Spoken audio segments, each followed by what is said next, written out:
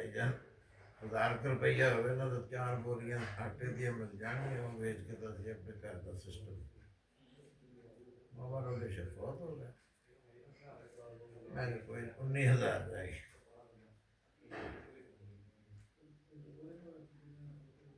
तो मैं चलो कराची गया तो अजमत साहब कहते कि यार 15,000 रुपये हो गए ना, एक कश्मीर पॉइंट के उत्ते ना एक कैंटीन का ठेका मिल गया।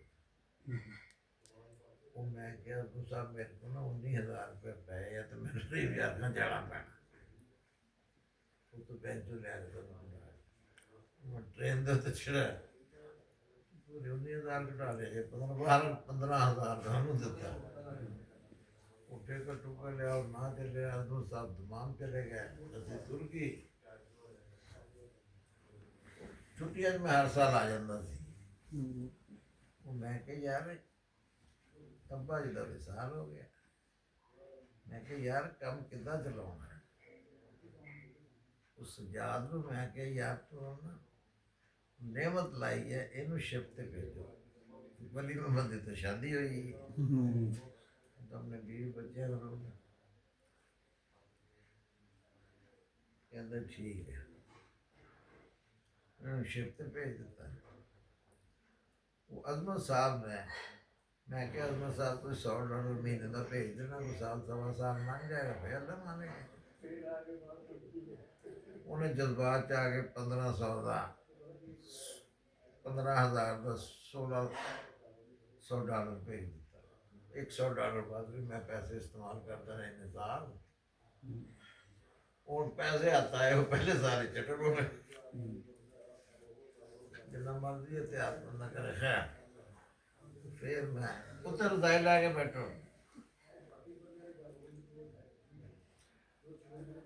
उम्र पता नहीं 15 सी 16 साल सी, 16 साल 2 महीने।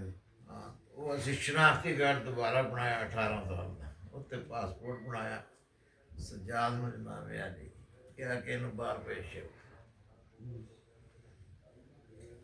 इन्हें मैं क्या यार उत्थे ना नाले मैनू पैसे भेजा करे नाले बेबी को पैसे भेजे।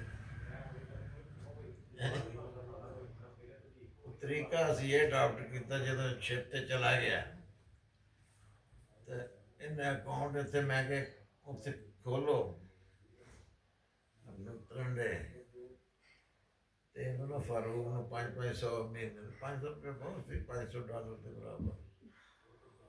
मैं क्या $100 मैंने भेजा करना, 1000 रुपये इन्हें खर्चा दिया। हॉस्टल में तकरीबन फ्री थी, यूनिवर्सिटी भी फ्री थी, तो भेजता रहा। पता नहीं पैसे डिले हो गए कि क्यूबा चले गए, कितने तनख्वाह नहीं मिली। मैं क्या यार पैसे एकदम करेंसी पैसे चाहिए, तो मैं क्या जिन्ने पैसे तुहाडे कोल आए वो सारे वापस करने हैं। बड़ा खूबसूरत जुमला इन्हें लिखा खत च, एक जुमला ही होंदा बंदे नूं दूर कर दिंदा, एक जुमला ही होंदा बंदे नूं करीब कर दिंदा।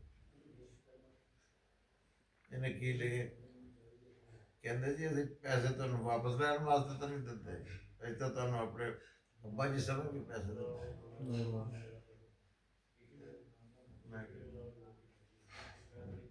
एक होंदा सवाल, एक होंदा जवाब। अच्छा मैं पढ़ के आ गया, इन्हों का शिप पता नहीं खत्म हो गया, ये वापस आए पता नहीं किन्ने पैसे मैंने कहता भाईजान तुसीं कार लै लो, डॉक्टर जो कार तो बगैर चंगा नहीं लगता। मैं क्या पैसे किसी मकसद वास्ते लेते जिस मकसद का मकसद पूरा हो। हूँ सारे उम्र मैं पैसे देने तुसीं देने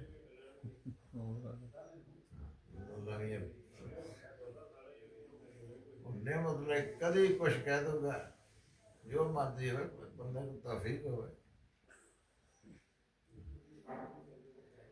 बाबा जी कहते थे अमल का शुक्रिया अमल ना अदा करिए।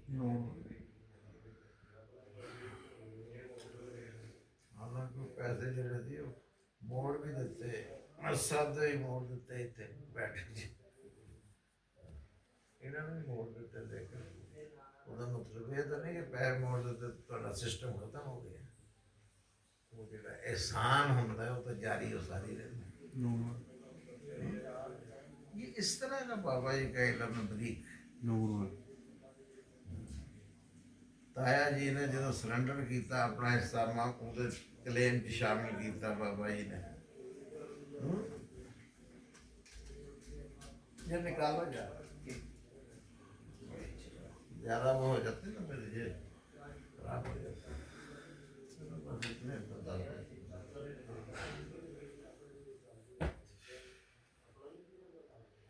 ऐसे 45 मरले जगह है ना मैं लेसी पहले मेरे पास पड़े 4500 की 45 मरले 13 मरले के 3 पोर्च ऐसे बैठक पे साढ़े सामने फैसला किया बाबा जी चौधरी अब्दुल गनी साहब आए थे पैसे उन्होंने दिते थे 45 वो फिर ताया जी ਨੂੰ 4880 रुपये का क्लेम से पैसे भी अद्धे दिते जो स्टाम लिखा उत्थे लाहौर नहीं ये रमीन वकील होंदा सी सामने रहिंदा सी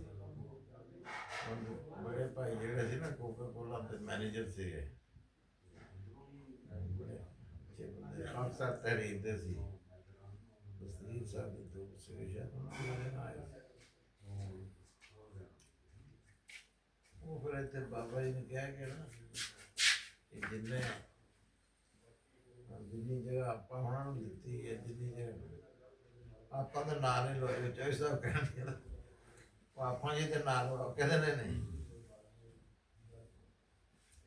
मोहनी साहब के ना लोगी पूछा जी वो कहते नहीं विरासत प्यो तो चलती है मां का की है कि नाराज हो के किसी एक दे दो